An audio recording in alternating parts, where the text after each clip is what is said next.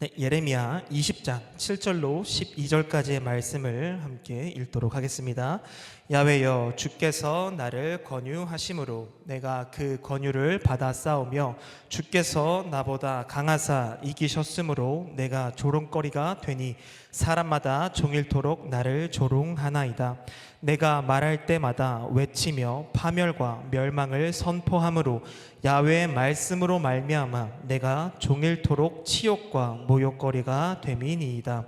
내가 다시는 야훼를 선포하지 아니하며 그의 이름으로 말하지 아니하리라 하면 나의 마음이 불붙는 것 같아서 골수에 사무치니 답답하여 견딜 수 없나이다. 나는 무리의 비방과 사방이 두려워함을 들었나이다.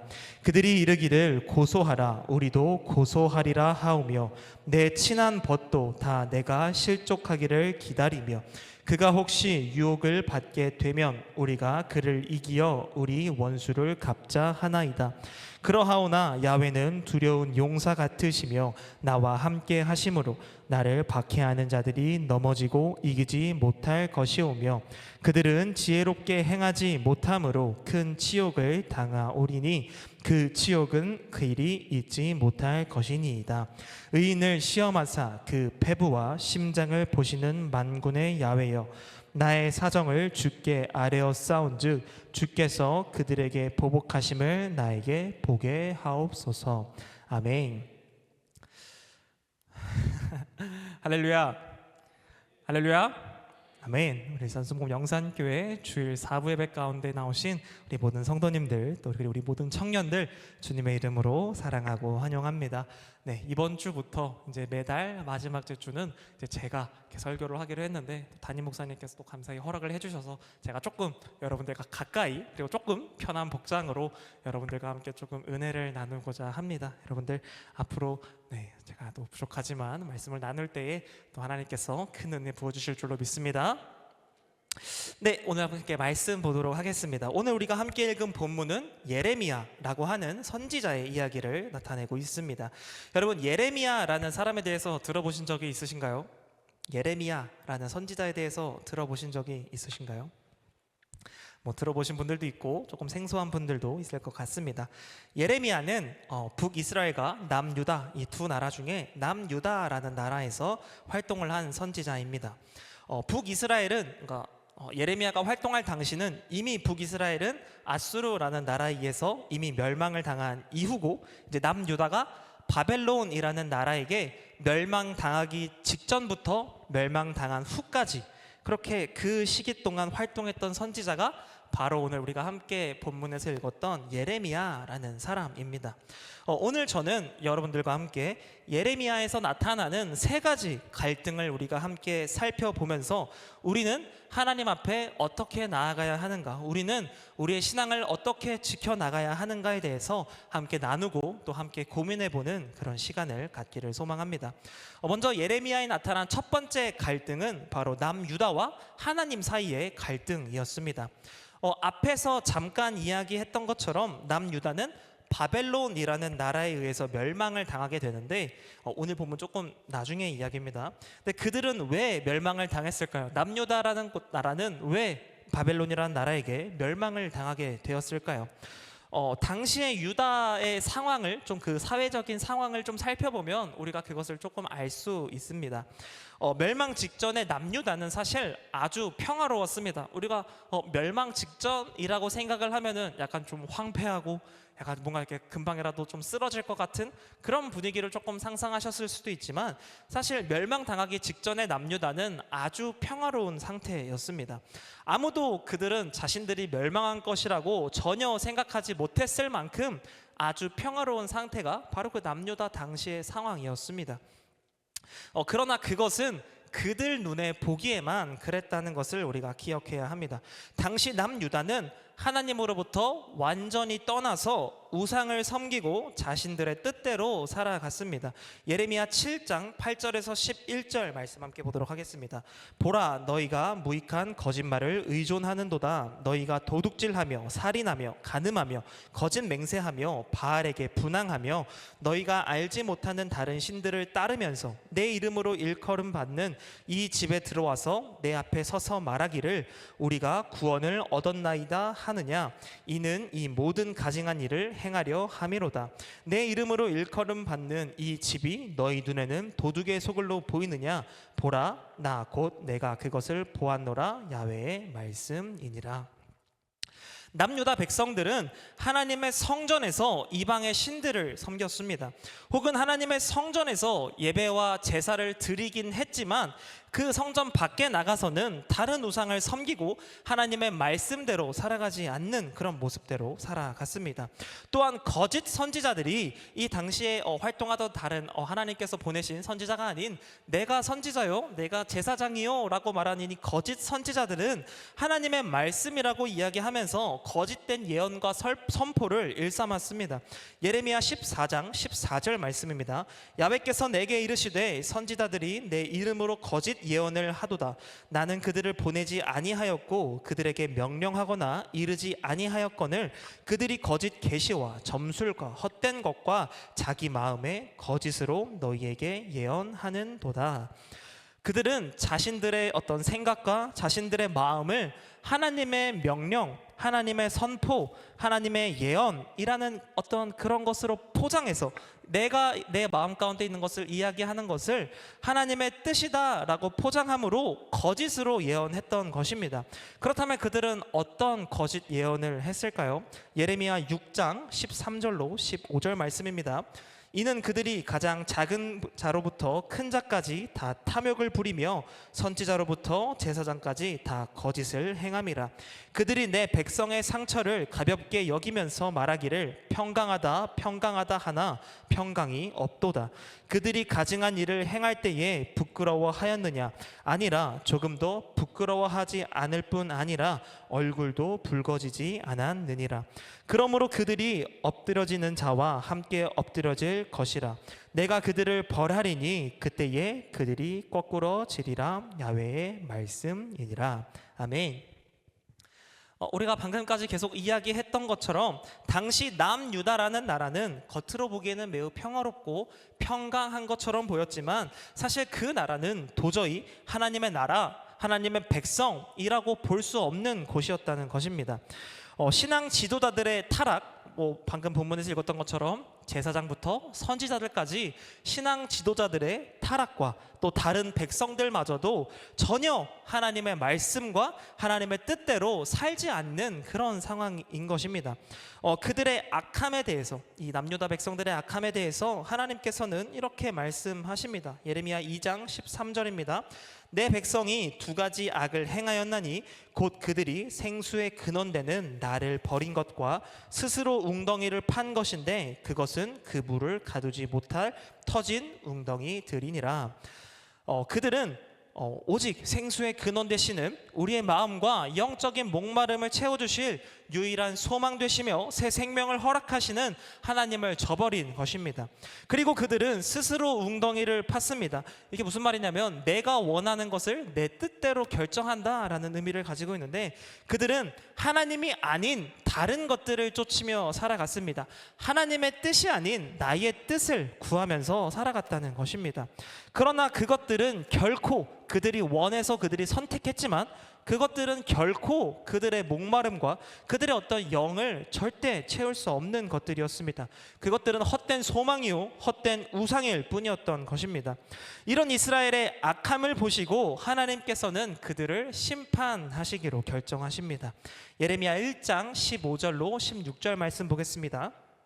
내가 북방 왕국들의 모든 적속들을 부를 것인즉 그들이 와서 예루살렘 성문 어귀에 각기 자리를 정하고 그 사방 모든 성벽과 유다 모든 성읍들을 치리라. 야훼의 말이니라.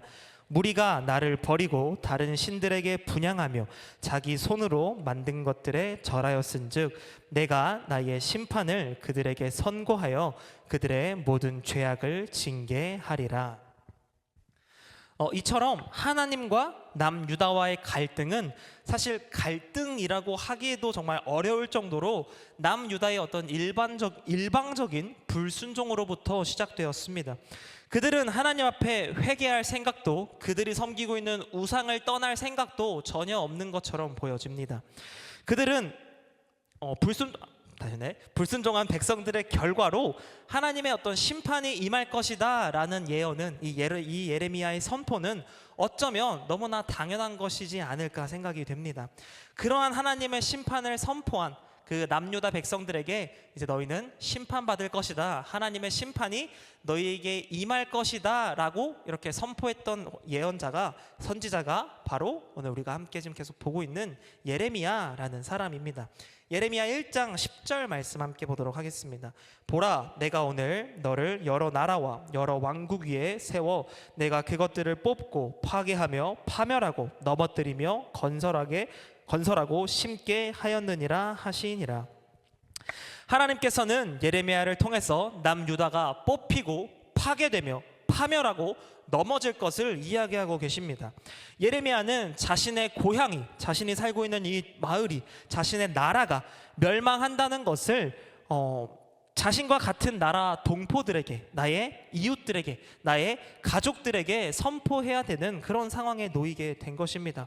그래서 이때 나타나는 게 바로 두 번째 갈등인데, 그것은 바로 예레미야와 남유다 사이의 갈등입니다. 하나님은 남유다의 심판을 선포하기 위해서 예레미야를 부르셨습니다. 방금 말씀하신 것처럼 예레미야를 부르셨죠. 예레미야도 그것을 알고 있었기 때문에, 남유다가 멸망할 것이라는 것을 너무나 잘 알고 있었기 때문에 아마 참으로 비통하고 아마 참으로 참담한 그런 심정이지 않았을까 생각이 됩니다. 자, 여러분들 만약 한번 상상해 보기 원합니다. 만약 제가 지금 이 자리에서 딱 이렇게 설교하러 갑자기 딱 올라와가지고 할렐루야 4부에 나오신 성도님들 너무나 환영하고 축복합니다. 여러분들, 우리 좀 있으면 북쪽에 있는 나라가 쳐들어와서 우리 나라는 멸망합니다, 우리 교회는 무너집니다 라고 여러분들에게 선포한다면 여러분들 지금 어떤 생각이 드실 것 같으신가요? 제가 지금 이 자리에서 여러분들 앞에서 우리 교회는 망할 것입니다, 우리 나라는 멸망할 것입니다, 북쪽에 있는 저 나라에 의해서 우리는 심판받을 것입니다 라고 지금 여러분들에게 선포한다면 여러분들은 어떤 생각이 드실 것 같나요? 아마 제가 쫓겨나지 않을까요? 제가 그대로 들어왔던 길 그대로 나가거나, 혹은 뭐 여러분들 지금 앞에 있는 볼펜이라든지 뭐 돌이라든지 아마 저에게 던지지 않을까 생각이 됩니다. 그리고 교회에 나가면서도 저에게 손가락질하고 저를 욕하고, 아마 재수없는 소리 하지 말라고, 미친 소리 하지 말라고, 아마 그런 이야기들을 아마 저에게 하지 않을까 그런 생각이 됩니다. 예레미야는 아마 예레미야의 어떤 선포나 예레미야의 어떤 사명이 바로 이런 모습이었을 것입니다. 예레미야는 아마 그런 하나님의 부르심이 매우 두려웠을 것입니다. 아마 저였으면은 도망가지 않았을까 생각이 되는데, 너무나도 무겁고 또 너무나도 벅찬 그 사명을 감당하고 싶지 않았던 예레미야는 하나님께 이렇게 말씀합니다. 예레미야 1장 6절 말씀입니다. 내가 이르되 슬프도소이다 주 야훼여 보소서 나는 아이라 말할 줄을 알지 못하나이다 하니. 예레미야는 마음 같아서는 아주 도망가고 싶었을 것 같습니다. 가능하다면 그 사명으로부터, 그 하나님의 어떤 명령으로부터 벗어나고 싶었을지도 모르겠습니다. 그러나 결국 하나님의 말씀에 따라 순종했고, 예레미야는 남유다 사람들에게, 특히 그들의 영적 지도자들에게, 제사장, 선지자들을 향해서 그들의 악행으로 인한 하나님의 진노와 하나님의 심판을 그들에게 선포했습니다. 그렇게 하나님의 뜻에 따라 멸망과 심판을 선포한 예레미야는 아까 우리가 두 번째 갈등이라고 했던 남유다 사람들과 갈등이 생길 수밖에 없는 그런 상황입니다. 오늘 본문 예레미야 20장 7절에서 8절 말씀 함께 읽어보겠습니다. 야훼여, 주께서 나를 권유하심으로 내가 그 권유를 받아싸우며 주께서 나보다 강하사 이기셨으므로 내가 조롱거리가 되니 사람마다 종일토록 나를 조롱하나이다. 내가 말할 때마다 외치며 파멸과 멸망을 선포함으로 야훼의 말씀으로 말미암아 내가 종일토록 치욕과 모욕거리가 됨이니이다. 남유다 사람들은 예레미야를 조롱하기 시작했습니다. 아니, 이렇게 나라가 태평성대하고 지금 우리는 평강하고 또 우리의 영적 지도자들이 이 나라가 평강하다, 하나님께서 우리에게 평강하다 말씀하시는데 무슨 심판이 임하고 무슨 멸망이 임하냐? 저 완전 정신 나간 거 아니냐? 재수없는 소리 하지 마라. 아마 남유다 사람들은 이렇게 예레미야의 심판과 선포에 그를 조롱하고 비판하고 비난했을 것입니다. 심지어 바스훌이라고 하는 제사장은 예레미야를 때리고 또 목에 씌우는 나무 고랑을 채워서, 저렇게 생긴 나무 고랑을 채워서 가두어뒀다라고까지 말씀에 나와 있습니다. 이어서 10절 말씀 함께 보겠습니다. 나는 무리의 비방과 사방이 두려워함을 들었나이다. 그들이 이르기를 고소하라, 우리도 고소하리라 하오며 내 친한 벗도 다 내가 실족하기를 기다리며 그가 혹시 유혹을 받게 되면 우리가 그를 이기어 우리 원수를 갚자 하나이다. 이제는 예레미야의 친구들, 가까운 친구들까지도 그가 실족하기를 기다린다라고 이야기하고 있습니다. 실족하기를 기다린다는 것은 그의 믿음이 연약해져 넘어지기를 기다린다라는 의미입니다. 예레미야의 가까운 친구들까지 예레미야의 믿음이 넘어져서 이제는 그 심판이 틀렸다, 그 선포가 틀렸다 하고 그 믿음이 연약해져 넘어지기를 계속해서 기다리고 노리고 있다라고 이야기하고 있는 것입니다. 예레미야는 하나님께 순종함으로 말미암아 자신의 동포들, 자신의 이웃들, 자신의 친구들에게도 외면당하고 철저하게 혼자 된 삶을 살아가게 됩니다. 하나님의 심판을 선포해도 그 누구도 들어주는 이 한 명도 없고 자신의 순종을 보고 변화되는 이도 한 명도 없고 정말 그런 상황에서 아마 예레미야는 너무나 힘들고 비참하지 않았을까 생각이 됩니다. 그런 상황 가운데 오히려 사람들은 날로 악해지고 계속해서 우상을 섬기고 계속해서 하나님의 전을 더럽히는 그런 모습을 보면서 아마 또 자신을 핍박하는 그런 모습을 보면서 아마 너무나 힘들지 않았을까 그렇게 생각이 됩니다. 그래서 여기에서 파생돼서 나타나는 세 번째 갈등은 바로 하나님과 예레미야 사이의 갈등입니다. 오늘 본문 7절에서 8절 말씀을 다시 한번 읽어보도록 하겠습니다. 야훼여, 주께서 나를 권유하심으로 내가 그 권유를 받아싸우며 주께서 나보다 강하사 이기셨으므로 내가 조롱거리가 되니 사람마다 종일토록 나를 조롱하나이다. 내가 말할 때마다 외치며 파멸과 멸망을 선포함으로 야훼의 말씀으로 말미암아 내가 종일토록 치욕과 모욕거리가 됨이니이다. 예레미야는 하나님의 말씀에 따랐는데, 내가 하나님 말씀에 순종했는데 왜 이러한 고통이 따르는지, 왜 내 삶은 이렇게 비참한지에 대해서 지금 하나님을 원망하고 있는 것입니다. 이것을 우리는 하나님을 향한 예레미야의 원망 혹은 신앙적인 침체기 라고 우리가 볼 수 있을 것 같습니다. 하나님의 뜻을 전하는 선지자와 하나님 사이, 그 하나님의 뜻을 순종해야 되는 하나님의 선지자 예레미야와 하나님 사이에 갈등이 발생한 것입니다. 우리가 조금 더 살펴보기 이전에 잠시 우리가 이 갈등이라고 하는 단어에 대해서 조금 더 자세하게 살펴보도록 하겠습니다. 우리가 이야기하는 갈등이라고 하는 것은 크게 두 가지 뜻을 가지고 있다고 합니다. 첫 번째는 개인이나 집단 사이의 목표나 이해관계가 달라 서로 적대시하거나 충돌함 혹은 그런 상태를 뜻한다고 합니다. 두 번째 뜻은 두 가지 이상의 상반되는 요구나 욕구, 기회 또는 목표에 직면하였을 때 선택하지 못하고 괴로워함 또는 그런 상태를 뜻한다고 합니다. 자, 다시 좀 더 쉽게 풀어서 말하자면 첫 번째는 사람과 사람, 사람과 집단, 더 나아가서 오늘 본문에서는 예레미야와 하나님 사이에 나타나는 그런 이해관계에 따라 나타나는 이 두 집단 혹은 사람 혹은 하나님, 이 사이에서 나타나는 외적으로 나타나는 갈등을 이야기하고, 두 번째 갈등은 마음속에서, 우리들의 마음속에서 무언가 여러 가지 중에서 선택하지 못하고 고민하는 그 내적 갈등을 의미하는 것입니다. 오늘 우리는 세 가지 갈등에 대해서 함께 이야기를 나누고 있습니다. 이 세 가지 갈등, 예레미야와 하나님과 남유다와의 갈등, 남유다와 예레미야와의 갈등, 예레미야와 하나님과의 갈등, 이 세 가지 갈등에서는 모두 공통적으로 먼저 외적인 갈등이 나타나고 있습니다. 남유다와 하나님, 남유다와 예레미야, 예레미야와 하나님 간의 갈등은 각자가 가진 어떤 서로의 뜻과 목표 혹은 뭐 지향점, 이해관계 이런 것들이 다르기 때문에 나타난 갈등들입니다.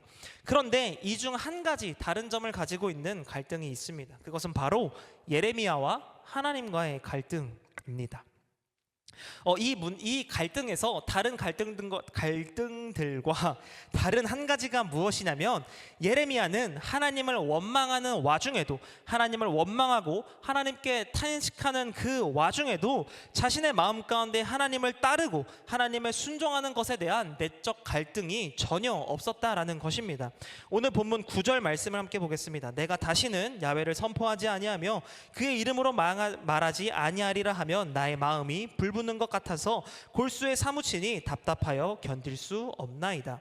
예레미야는 자신의 삶과 자신의 사명이 너무나도 버겁고 힘들었지만 그것을 하지 않겠다라고 생각을 하면 그 마음 가운데 불이 붙는 것 같다. 정말 이 마음이 타들어가는 것 같아서 내가 가만히 있을 수 없고 내가 어떻게 할 수가 없다라고 지금 이야기를 하고 있습니다. 내가 하나님의 뜻에 따르면 내 삶이 비참해지고 내가 너무나 고난을 당하고 내가 너무나 힘들어지는 와중에도, 그런 와중에도 하나님을 따르지 않으면 살 수 없을 것 같은 마음이 지금 예레미야 가운데 있었다는 것입니다. 하나님께서 예레미야에게 그런 불같은 마음을, 그 마음 가운데 불을 주셨고 예레미야는 그 부르심에 순종하는 믿음을 보여주고 있는 것입니다. 그래서 예레미야는 하나님께 이렇게 고백합니다. 오늘 본문 10절에서 12절 말씀입니다. 나는 무리의 비방과 사방의 두려워함을 들었나이다. 그들이 이르기를 고소하라, 우리도 고소하리라 하오며 내 친함부터 다 내가 실족하기를 기다리며 그가 혹시 유혹을 받게 되면 우리가 그를 이기어 우리 원수를 갚자 하나이다. 그러하오나 야훼는 두려운 용사 같으시며 나와 함께 하심으로 나를 박해하는 자들이 넘어지고 이기지 못할 것이오며 그들은 지혜롭게 행하지 못함으로 큰 치욕을 당하오리니 그 치욕은 길이 잊지 못할 것이니이다. 의인을 시험하사 그 패부와 심장을 보시는 만군의 야훼여, 나의 사정을 주께 아뢰었은즉 주께서 그들에게 보복하심을 나에게 보게 하옵소서.